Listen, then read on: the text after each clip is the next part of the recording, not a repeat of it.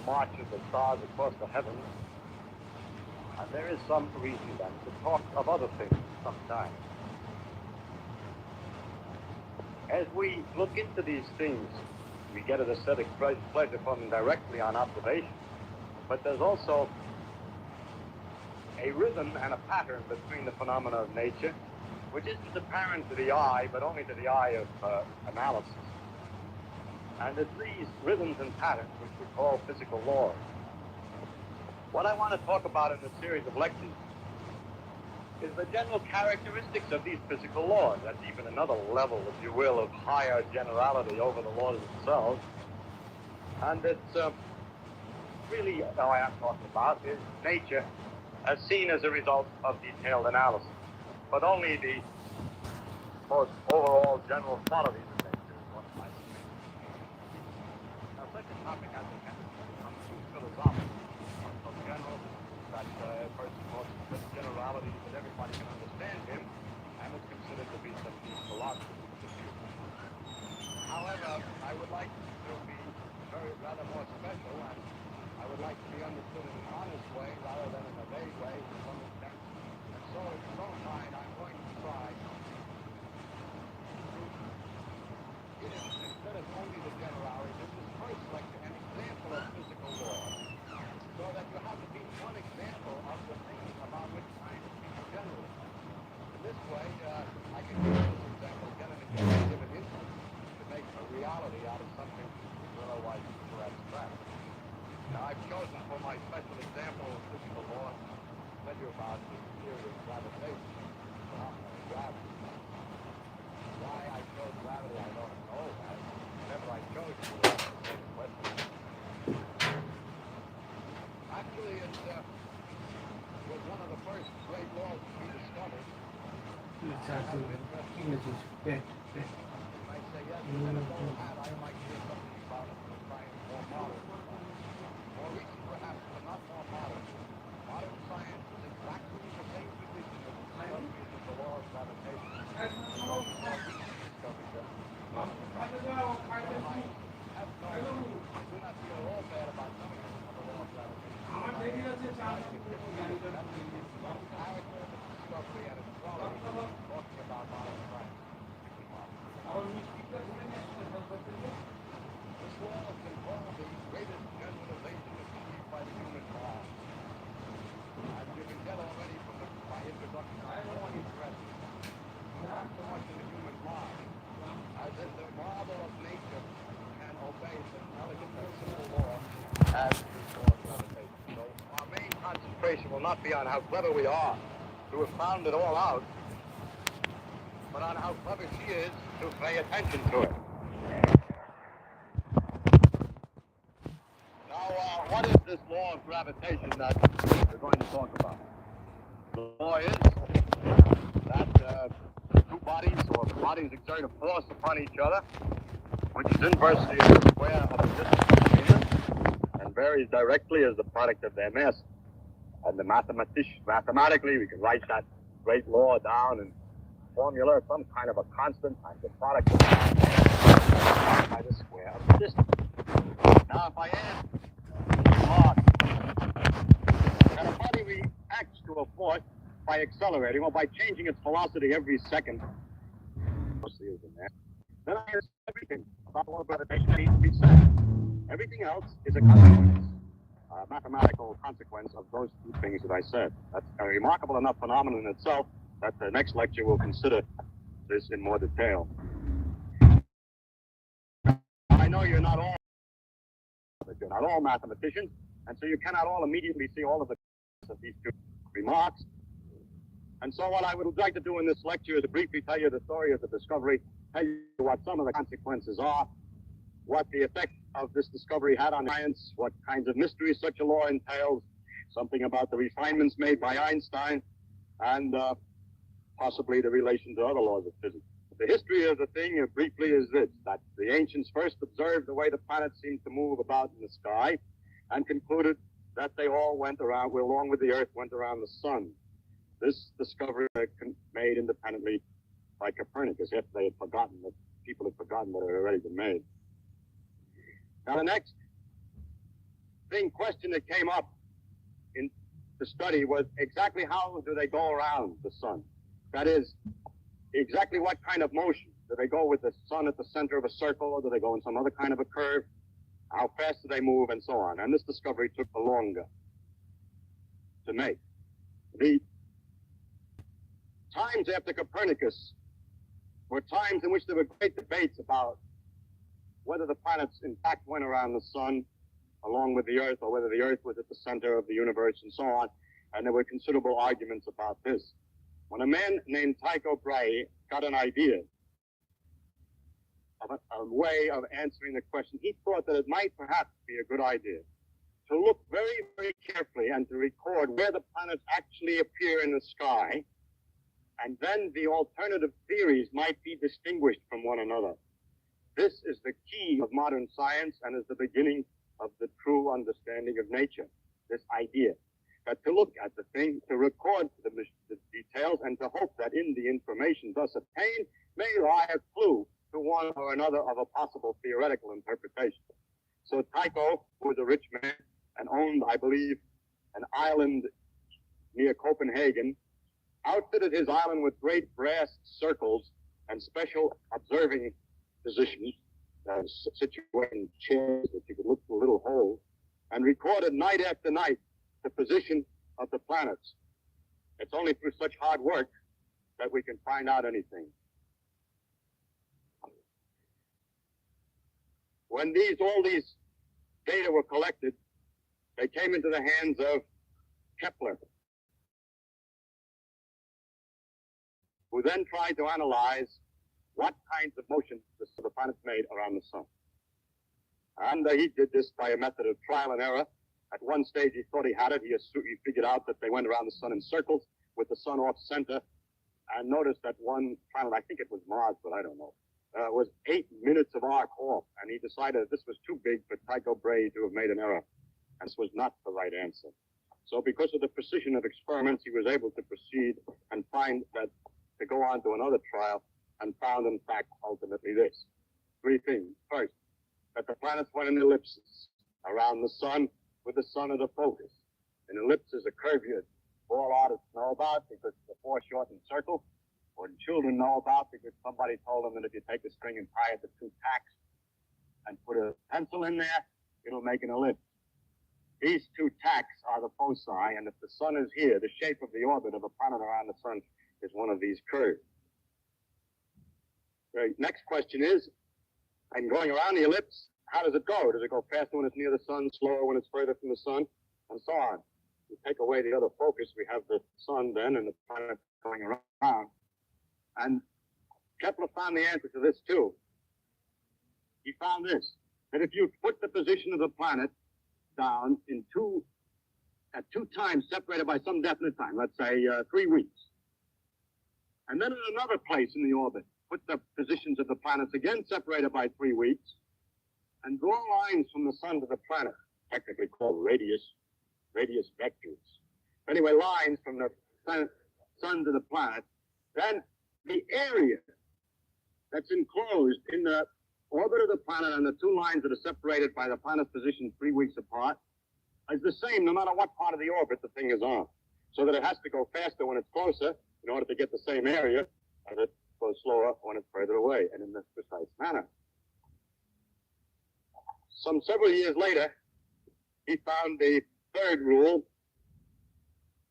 and that had not to do with the exactly of motion of a single planet around the sun, but related the various planets to each other.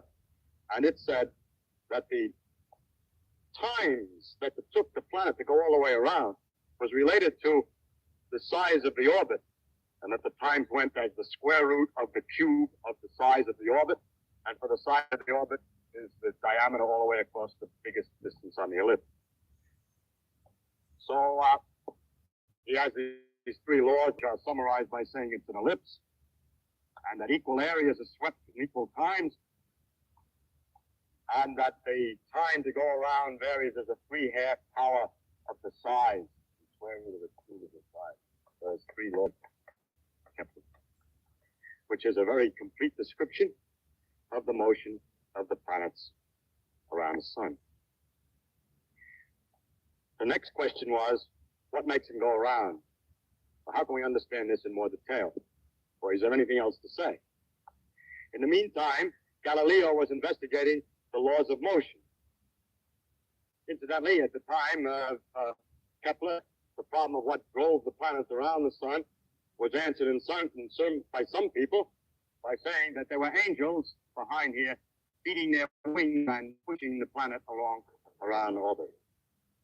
As we'll see that answer is not very far from the truth. The only difference is that the angels sit in a different direction and the wings go in a different direction.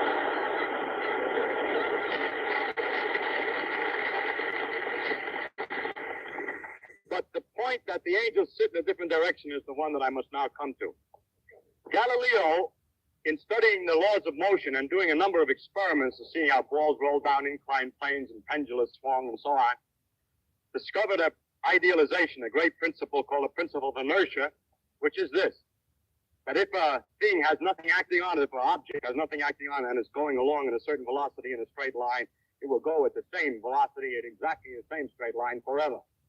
Unbelievable that anybody who has tried to make a ball roll forever. The idealization is correct, and that if there were no influences acting, such as the friction on the floor and so on, the thing would go at a uniform speed forever. The next point was made by Newton, who discussed the next question, which is when it doesn't go in a straight line, then what? And he answered this way, that a force is needed to change the velocity in any manner. First, for instance, if you're pushing it in a direction that it moves, it will speed up.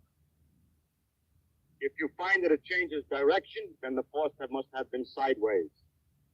And that the force can be measured by the product of two effects. First, how much does the velocity change in a small interval of time? How fast is the velocity changing? How much is it accelerating in this direction, or how much is the velocity changing when it changes direction? That's called the acceleration. And when that's multiplied by a coefficient called the mass of an object, or its inertia coefficient, then that together is a force. One can measure for instance, if one has a stone on the end of a string and swings it in a circle over his head, then one can measure, everyone finds one has to pull. The reason is that the speed of the velocity, the speed is not changing as it goes around the circle, but it's changing its direction, so there must be perpetually an in-pulling force, and this is proportional to the mass, so that if we were to take two different objects, first swing one, and then swing another one at the same speed around the head and measure the force in the second one, that second one, the new force is bigger than the other force in the proportion that the masses are different. This is a way of measuring the masses, by how hard it is to change the speed. Now, then Newton saw from this that, for instance, to take a simple example, if a planet is going in a circle around the sun, no force is needed to make it go sideways tangentially. If there were no force at all on it, it would have just keep coasting this way. But actually, the planet doesn't keep coasting this way, but finds itself later not out here where it would go if there were no force at all, but further down toward the sun. In other words, its velocity, its motion, has been deflected toward the sun. So what the angels have to do is to beat their wings in toward the sun all the time. That the motion to keep it going in a straight line has no known reason. The reason why things coast forever has never been found out. The law of inertia is no known origin. So the angels don't exist, but the continuation of the motion does. But in order to obtain the falling operation, we do need a force. So it became apparent that the origin of the force was toward the sun. As a matter of fact, Newton was able to demonstrate that the statement that equal areas are swept in equal times was a direct consequence of the simple idea that all of the changes in velocity are directed exactly to the sun, even in the elliptical case. And maybe I'll have time next time to show you how that works in detail. So from this law, he would confirm the idea that the force is toward the sun. And from knowing how the periods of the different planets vary with the distance away from the sun, it's possible to determine how that force must weaken at different distances, and he was able to determine that the force must vary inversely as the square of the distance. Now, so far, he hasn't said anything. Yes, because he only said two things which Kepler said in a different language.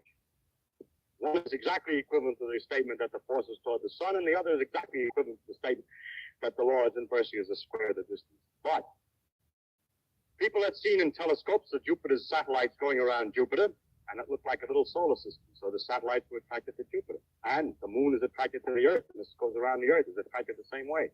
So it looks like everything's attracted to everything else. And so the next statement was to generalize this and to say that every object attracts every other object.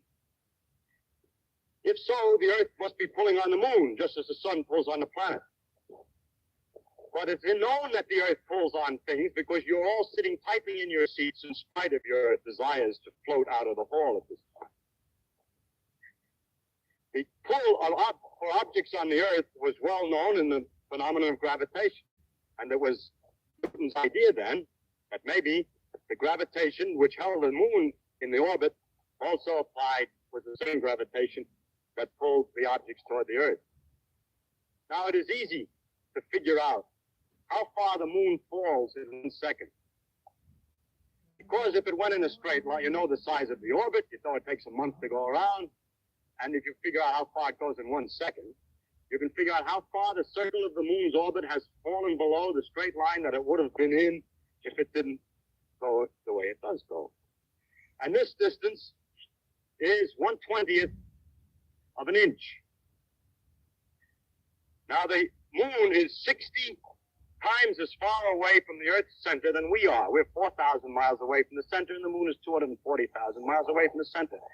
So if the law of inverse square is right, an object at the Earth's surface should fall in 1 second by 1/20th of an inch times 3,600, being the square of 60, because the force has been weakened by 60 times 60 for the inverse square law in getting out there to the moon. And if you multiply a 20th of an inch by 3,600, you get about 16 feet. And lo, it is known already, Galileo's measurements, that things fell in 1 second on the Earth's surface by 16 feet. So this meant, you see, that he was on the right track. There was no going back now. Because a new fact that was completely independent previously, which is the period of the moon's orbit and its distance from the Earth, was connected to another fact, which is how long it takes something to fall in 1 second. So this was a dramatic test that everything's all right. Further, he had a lot of other predictions. He was able to calculate what the shape of the orbit should be if the law was inverse square, and found indeed that it was an ellipse. So he got 3 for 2, as it were. In addition, a number of new phenomena had their obvious explanations. One was the tides. The tides were due to the pull of the moon on the Earth. This had sometimes been thought of before, with the difficulty that if there's the pull of the moon on the Earth being here, the water's being pulled up to the moon, then there would only be one tide a day where that bump of water is under the moon. But actually, you know, there are tides every 12 hours roughly, and that's 2 tides a day. But there was also another school of thought that had a different conclusion.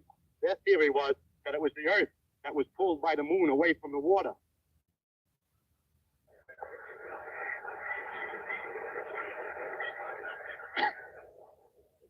So actually, Newton was the first one to realize what actually was going on, that the force of the moon on the Earth and on the water is the same at the same distance, and that the water here is closer to the moon, and the water here is further from the moon than the Earth, than the rigid Earth, so that the water is pulled more toward the moon here, and here is less toward the moon than the Earth, so there's a combination of those 2 pictures that makes double tide.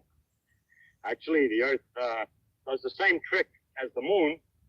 It goes around a circle, really. I mean, the force of the moon on the Earth is balanced, but by what?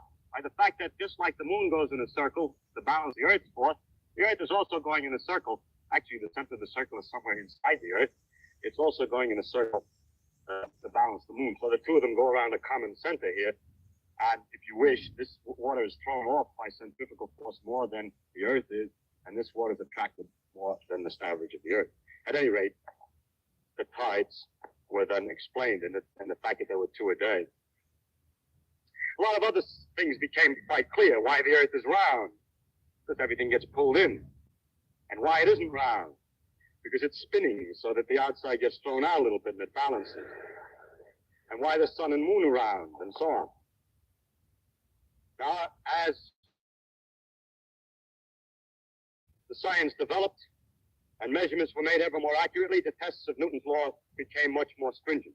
And the first careful involved the moons of Jupiter. By careful observations of the way they went around for a long period of time, one could be very careful to check that everything was according to Newton.